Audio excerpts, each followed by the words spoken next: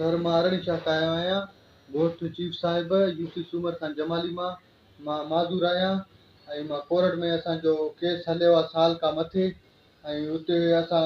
Nawabshah district जा 100 खां मथे हुआसीं माज़ूर कोटा में जेके हुआ उन मां उहो ॿ चकर असांजो वरी नालो बि आयो आहे लिस्ट में हाई कोर्ट मां ही पंहिंजो मनपसंदि माण्हुनि खे ॾिना आर्डर ऐं असांखे आर्डर न ॾिना ऐं ॿ चकर DC बि असांखे घुरायो टोकन बि ॾेई असांखे इंटरव्यू बि वरितो आहे DC नवाबशाह शेरयार मेमाड़ो असां हिननि खे अपील था कयूं त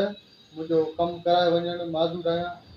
अॼु असां कोन वियासीं DC ते असां सर DC साहिब इंटरव्यू असांजो वरितो 2 चकर इंटरव्यू थियो असांजो ऐं कागज़ात असां खां वरितो उन खां बाद असांखे वरी चया त तव्हांखे घुराईंदासीं या फ़ोन कंदासीं फ़ोन बि न कया असांखे कोन घुराया जी हा 2-3 खे मिलिया आहिनि हिते पंहिंजी यूसी में बि ॾिना आहिनि 60 मेल में थियो यूसी सूमर खान जमाली में बि 2-3 माण्हुनि खे ॾिना आहिनि मतिलबु पंहिंजे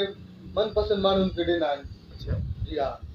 अपील असांजो इहो आला उहिदेदारनि खे ऐं डिस्ट्रिक्ट जो जेको सदर आहे इन्हनि खे त मुंहिंजो हक़ु मूंखे ॾियनि ऐं जेको पाकिस्तान जो आईने में बि आहे त 1% माण्हूअ जो माज़ूरनि जो आहे आला इख़्तियारनि खां अपील था कयूं त मूंखे हक़ु ॾेई वञे न त असां पंहिंजो एहतिजाज वधाए वञूं प्रेस क्लब ते